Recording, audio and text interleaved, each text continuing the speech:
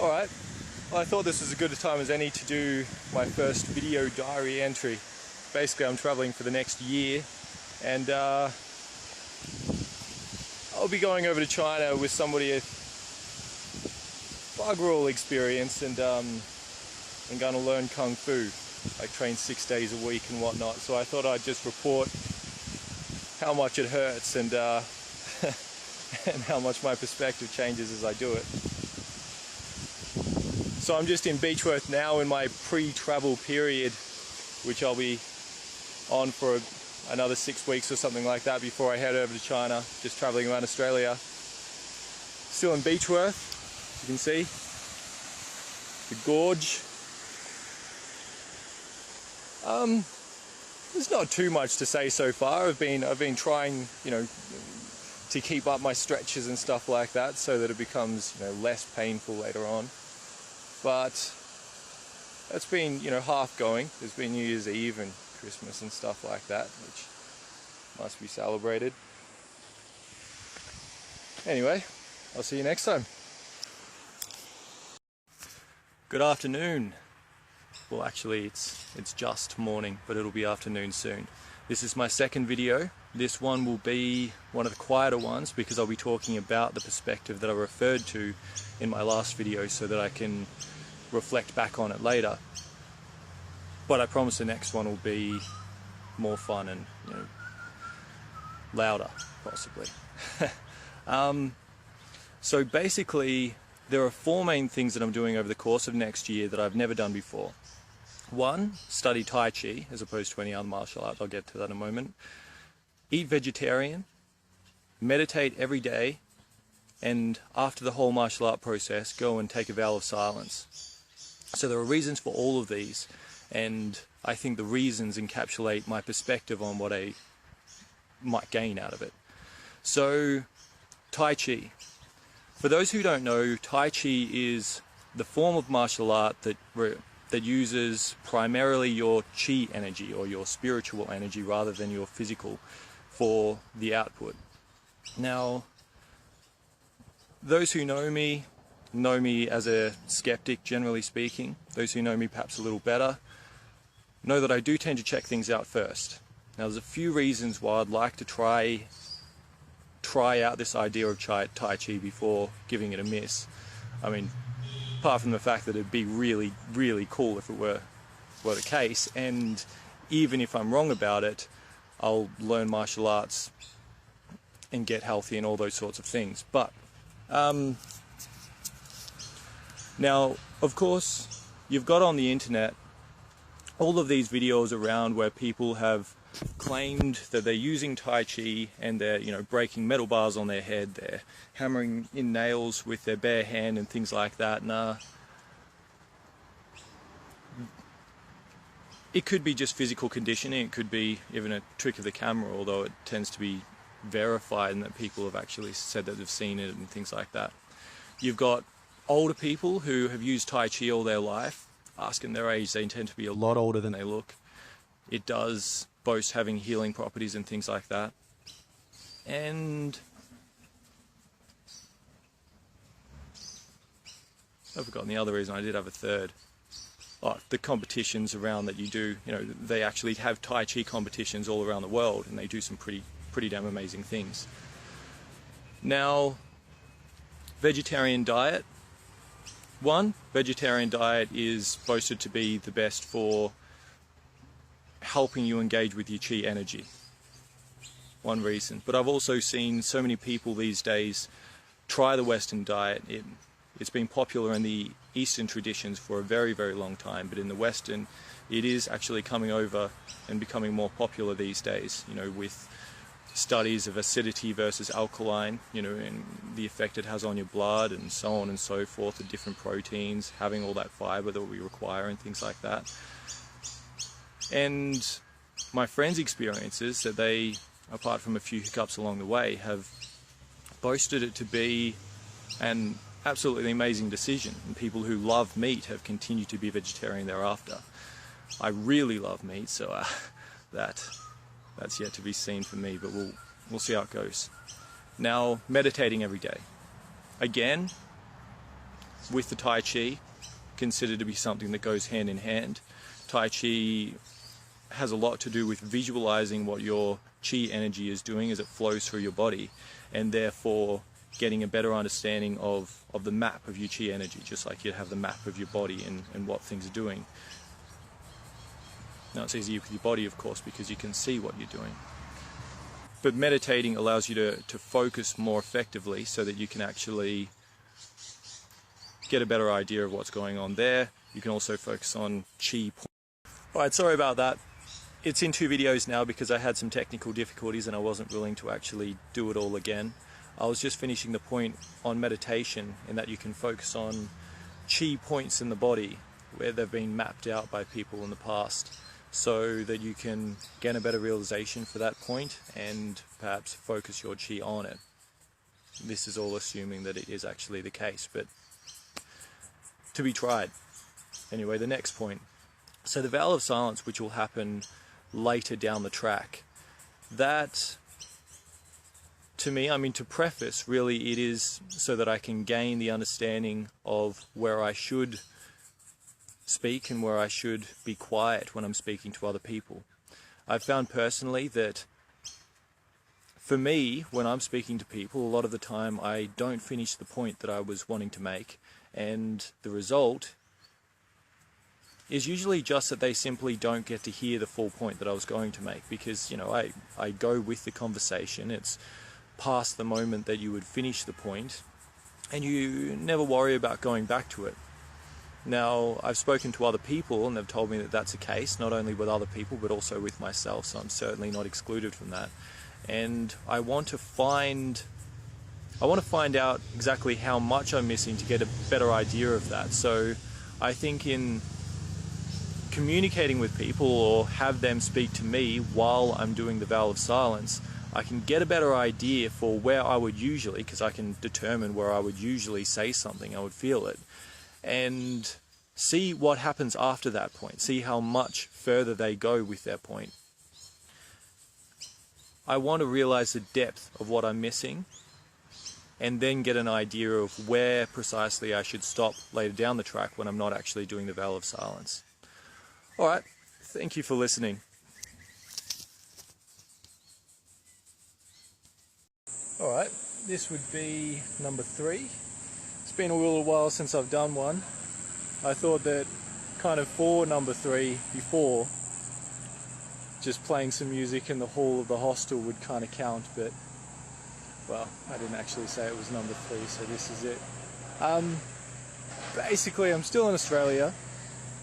I've now booked my ticket, got my visa on the way, booked my spot in the academy, so it's all on the way. I'm at my grandparents' place in Cairns, so nice view from the deck actually. But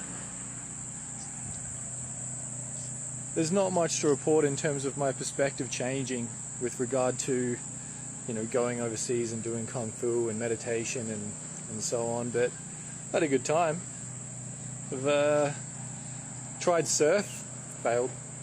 Done a bit of rock climbing, hung out with some friends, went to Sydney, down to Wollongong, Brisbane, Sunshine Coast, and now here. Probably I'll make one more before I head off, and then I'll actually have something to report. Alright, so this is the first video that I'm doing at the actual Kung Fu school. This is one of the training areas. That's actually one of the masters. Probably thought he was alone.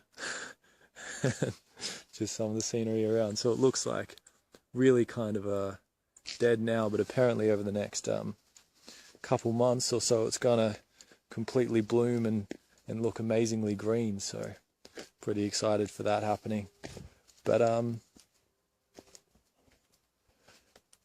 just to explain, I guess I should first say, you know, how it's actually been. So I came here, I've just been since Thursday, got here like Thursday morning sometime, and I joined in for half the days of training session then, and it was pretty brutal. Like I ended up doing mostly Jeet Kune Do. You kind of choose a master. There are 3 masters here, and the one that I chose, Master Wong, or Wang Shifu, is he mainly does Jeet Kune Do, so Bruce Lee's martial art. We always do Tai Chi in the morning though, so it's always going to be a part of it. So my perspective's changed a little bit with Tai Chi actually, mainly because I found out I was talking to our master Huang. Yeah, sounds very similar, but very different guy. So he's the main Tai Chi guy here, and he talked about it taking a really, really long time to develop sort of any sort of awareness of your chi. He talked about maybe meditating every single day for a year, and I'll be doing every single day for 6 months while I'm here, but not really any longer than that. So I'll do what I can to actually, I'll be doing the Tai Chi in the morning and things like that, but I don't have the highest of expectations for that. The people here, they've been pretty great. They're all Europeans. Yeah, they're all Europeans here, from various places. A couple from France, a few from Germany, etc., etc. So it is just for foreigners here, but generally the schools for Chinese people are just for Chinese people as well.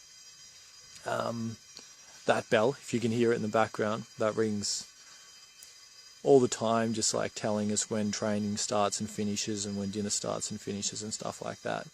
Well, hope that's not dinner. I'll figure it out. Yeah, the food's been pretty awesome. I have been eating vegetarian since I've been here, and it hasn't been too much of a struggle. The hardest part was last night, because we went into town, a group of us did, and we went after going to a bathhouse, which was pretty awesome, because it's the first time I'd seen a mirror all week, because there's no mirrors here at all. And it was just they give you a toothbrush and a shaver and stuff like that, and you got a spa, sauna, everything, and kind of interesting experience being completely naked. But yeah. So that was that, and then we went out to dinner. So these guys are because they don't serve a lot of meat here. There'll be one meat dish and maybe 3 vegetarian dishes, and the meat dish doesn't have that much meat anyway. So they're give me all the meat. So that was probably the hardest time to actually maintain vegetarianism, but I did, of course, and I'll keep on doing it while I'm here. It's not an issue while I'm at this academy at all. I think the training is pretty epic.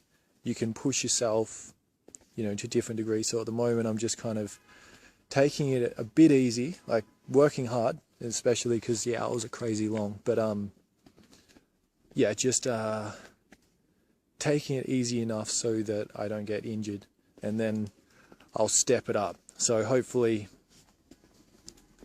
after one more of these, so in 2 weeks, I should be able to report that I'm stepping it up majorly, and you can give me a kick in the ass if I'm not. But anyway, so that's it for now. There'll be plenty more to report, and I'll talk more about what we actually learn about and things like that later, which is pretty awesome. And the insight that the masters have and things like that it's crazy. Really, really interesting talking to these people, and they completely believe in what they're doing, and they're just so insanely skilled. Unbelievable. Anyway, cheers, guys. Hello again. So this is, I think, the 5th installment. I'll check on the internet before I post it up. I've just done a meditation session, so I'm pretty calm and relaxed right now. I've always come down to this area these days. I think later on I'll hike up the mountain so that I can get a really nice view, but it'll take me 45 minutes, and I don't have a lot of time. So I come down here, and I always sit next to my friend the Brick. it's interesting. It almost feels like Wilson in that movie, but I think it's a good thing somehow. So just the way it's been here, it's definitely hard to do the full 6-day week, but I'll make it through, and I think it'll get easier and easier, so it's okay. It's very much about perfection here, and I think that it'll be really good for me to learn in this way because, and I'll describe what this way is in a moment, but it's because I've never done it before. You know, I've always been the one to do, you know, say in physics or maths or something, you know, I'd get 20 problem sets and I'd probably do 3 of them and I'd be like, okay, so I've done it, you know, I've got it down, that's fine. And, you know, I've been able to get through, and it's not been really a problem because it's all academia and stuff like that usually. But with this, you know, it's all about copying movements, and you get corrected just little by little each time. And I don't even really know whether I'm above average at it. Hopefully it'll come together, but I've definitely, you know, I have to do it the way that everybody else does it. I have to do that repetition over and over and over and over again so that I can get the perfection down pat.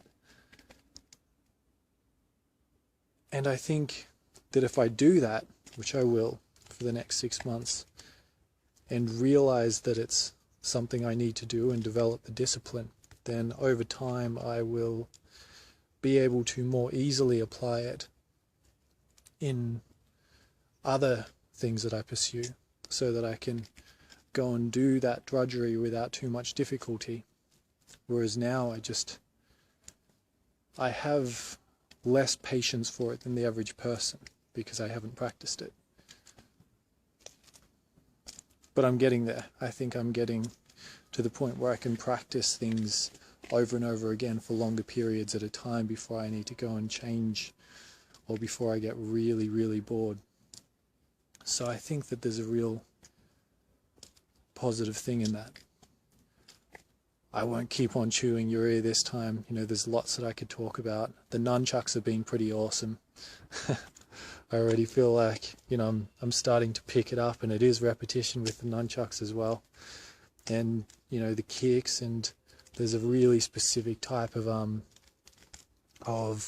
power generation in Jeet Kune Do that, you know, we're all learning and trying to get our hand on it. But I mean, it's really crazy when you see Wang Shifu, you know, the teacher for it, and he can just put his hand on your chest and it looks like he doesn't even move, and feels like your chest is just caved in, which is just nuts. Like that's how Bruce Lee did his, you know, really quick kind of inch punches, and actually managed to put so much power in. And even myself and the other students were already, you know, he had us hitting trees for like an hour, and like all of these different little things, like we were doing like a particular stance, so that we would go and do, it's called gong bu when you like this, just the usual fighting stance, and then we had to start with our hips and just turn them as much as we could without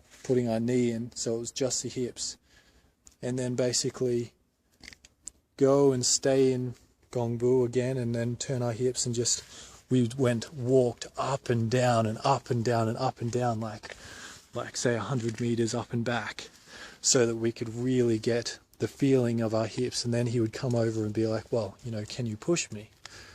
And he's really, really solid. The only way you could do it was with your proper hip movement, and it's really gratifying when you actually do manage to move him using your hips.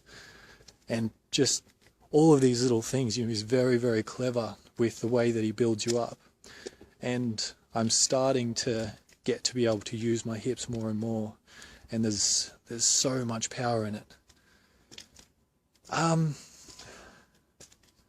Anyway, I'll call that it for this week. Sorry, it's a day late. Okay. Hey guys, video number 6. Alright, so it's been a pretty full week actually. Really good though. I think probably most of the people watching this video have seen my post earlier in the week about learning that new nunchuck skill and having the solidarity of people waiting, and like they truly would have not eaten dinner if I didn't, and that was really nice. And I think it definitely, when new people come in and they get up to that level, they're learning that, and the master inevitably says that you can't have dinner unless you've finished umpteen amount. Definitely do the same thing. Really nice to have that. So on Thursday, like my legs are absolutely killing me, and they're still going to be hurting tomorrow, because we went up what's called Mount Taishan, which is one of the holy mountains here in China. Apparently it's meant to be the best of the 5.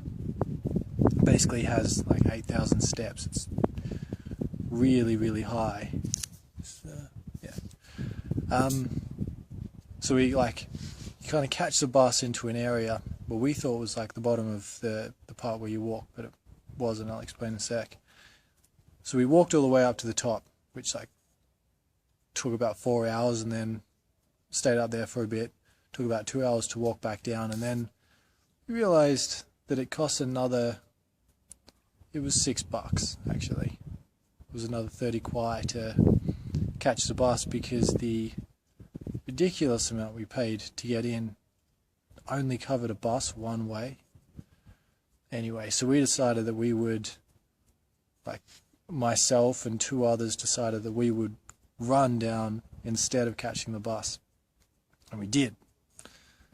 It was like 9 Ks, maybe like a little bit more than 9 Ks, and it was like full on downstairs the whole way, and we ran it in half an hour.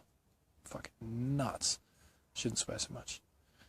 It was crazy, but I could barely walk. Like once I stopped running, I almost collapsed under my feet, and I've not been able to walk properly since, but it's just muscle soreness, so that'll be alright. There's no injury or anything like that, although my ankle's feeling a little rough.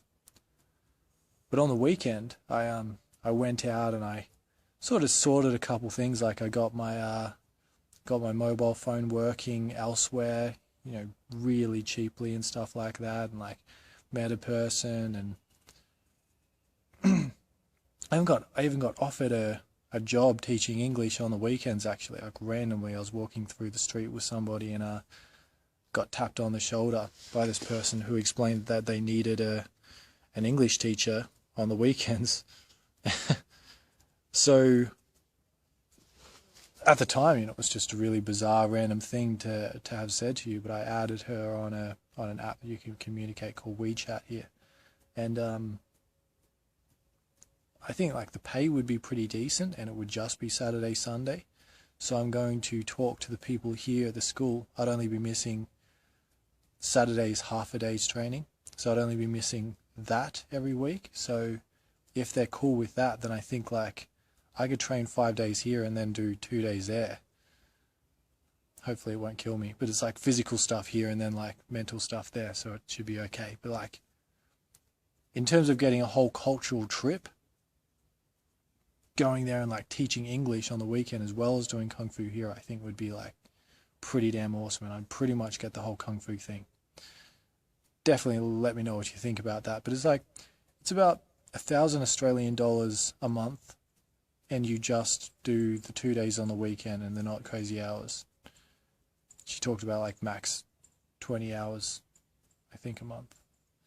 And that I'd have a place to stay in Tai'an while I'm doing that, so I could do a bit more exploring in the city and stuff like that. It definitely pull out, my chance to go with people on some weekends and go to the other cities and stuff. But that just means drinking, and it's really not what I came for, so yeah. Definitely something to think about for me. but I could just do it while I'm here, and it'd just mean like altering my visa a little bit, which I've been assured is pretty easy, and I'll look into that, and I can get help to do that and stuff like that. So that's pretty cool. Got a pair of sunglasses for 10 kwai, or like $2. Like, just really kind of, the two preceding weekends I kind of went into the city, but I went into the city with people. It was kind of like they knew where they were going. We got in a taxi and we went here and we went here and blah blah blah, and I just kind of followed along. Whereas this week I just went in, and then as soon as the taxi left, I was on my own, and like I stayed in for the night and did my own thing, and then I came back this morning on a bus, so I kind of figuring out everything, and it was really, really cool. Anyway, that was this week. Hello again. So this is the first one back here. So it's great to be back. So the ankle's healed up pretty well. So I've got a fair whack of scars there, but basically it's feeling pretty good. It's still pretty weak, so I can't run yet, or I haven't tried, because I don't feel that it's strong enough that I can do it without compromising my balance. But I've been here for a week now, and I've been able to do a whole lot more than I thought I'd be able to do. I had the balance to do kicks, just like sort of to stand up, and you probably couldn't see that, to stand up and balance on. So I was balancing on my bad foot then, and it's easier if I balance on the other one and do the kick if I'm not landing it on something. So that hasn't been an issue at all.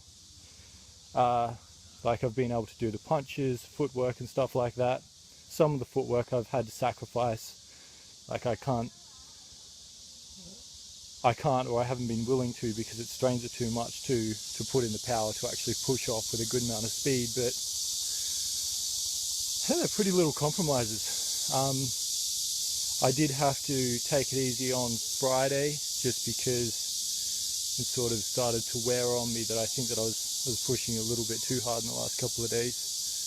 But with any luck, I'll be able to do a full week next week. So I had 3 months where I was back in Australia. I probably should have mentioned it on Facebook or something like that, that I was planning to come back basically as soon as I found out from the doctors that I was going to be good in 3 months, and I asked them about it, whether it was plausible that I could come back and do something like this, and they said it was. So about a month in of being back in Australia, I booked my tickets back here, and then everything was just sort of arranged from there. So it was always a plan. Coming back here, so I didn't do a whole lot of practice when I was back in Australia, largely because I was bedridden for the first part of it, got in some bad habits of watching TV and stuff like that, and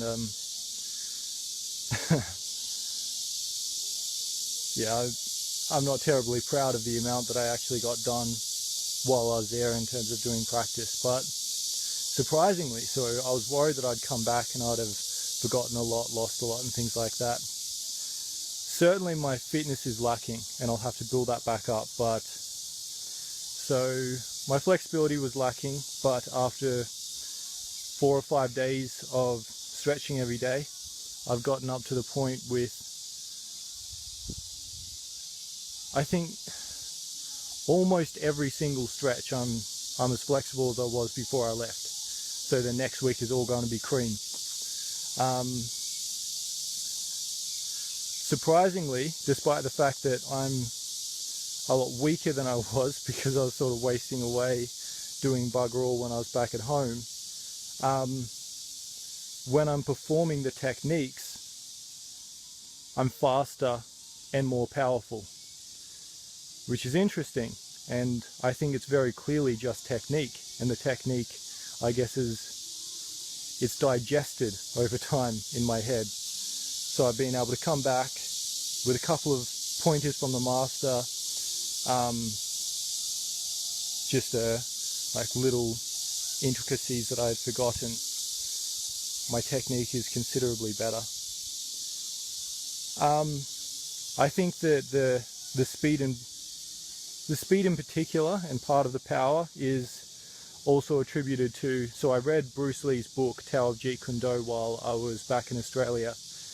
Really, really interesting read, by the way, for anybody who's mildly interested in martial arts. He talks about philosophy in general and then builds up to the philosophy of martial arts and then to his style of martial arts and how it differs and so on and so forth. But he does also talk about things that relate to training in general. One of the most useful things out of the book I found was his comment on why we get told to relax so much when so the master's always like, he says, be like Noodle. And I'm probably just shaking the screen there a lot. So he says, be like Noodle and try to relax as much as possible. And I didn't fully understand it because I didn't get why I was being told that. But Bruce Lee explained the science of it, which was basically that when you tense up, let's say that you have like a strong form like that, when you punch like that, you have a great deal of what he refers to as generalized effort. So you've got not only the effort of the muscles that you want to activate for the punch, let's say the shoulder and the tricep, you're also activating, the lat and the bicep, which are completely opposing the motion that you want to display. So that also happens when you try to do better than your best in terms of just power alone. So if you have it in your head, okay, let's say that you're sprinting as fast as you can, and you think to yourself, I should be able to go faster than this, and you push yourself, you put in more effort as though to go faster, you'll actually find that you go slower. And the reason for that is you get generalized effort then. You're basically sending more signals out to say, okay, activate muscles because that's what I want to do, but you're already maxing out the muscles that are being used effectively, so it gets sent to other muscles. And because of that, you oppose the motion that you actually want to display. And this happens with your punches and everything. So I've been really thinking about that as I've been doing things, which has helped my form.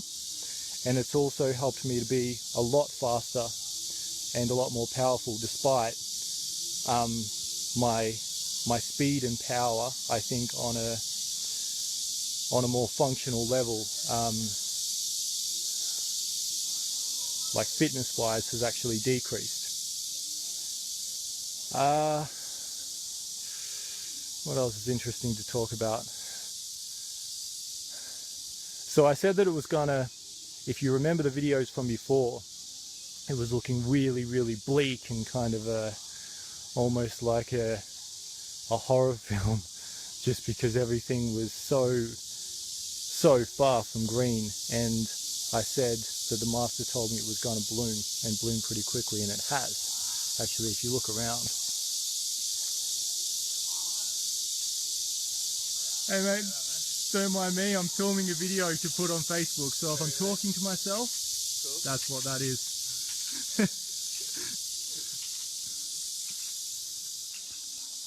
That's Aaron, he's one of the other guys studying Jeet Kune Do.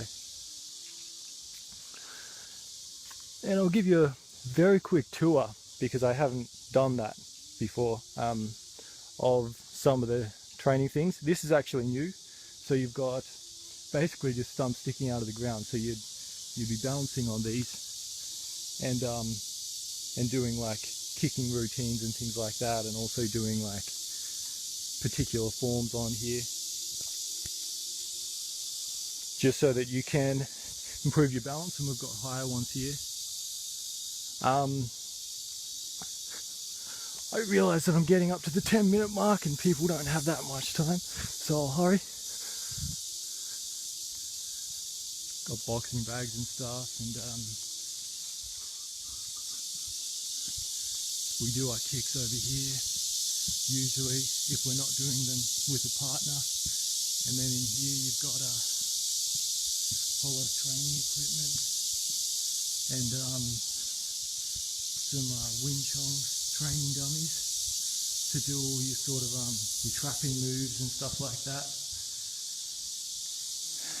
And some more boxing equipment here. Which I prefer these ones for straight punches. And that's it. Thought I'd better do this video entry. This one will be pretty short, I'd say. There's not a whole lot to say. I was just sitting here in my hammock and listening to some music on this music box that I got. It's awesome. Probably can't hear that very well. It's awesome. Cost me like 60 Australian dollars. Training went really well. Picking up on things. I've decided to spend most of my free time like doing like punches, kicks, takedowns and stuff like that instead of nunchucks now.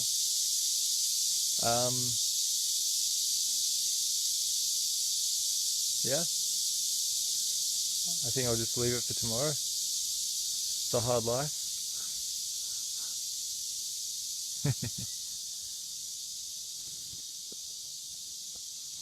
Oh yeah, ankle's going well.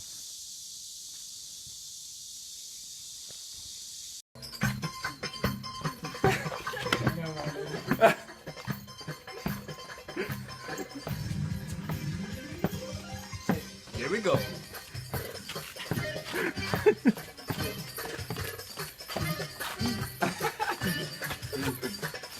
You cannot believe what you see here.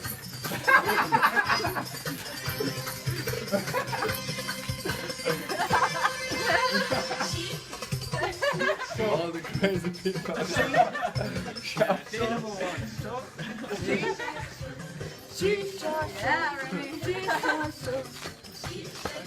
gonna like work out. We should do this stretch. Yeah, right?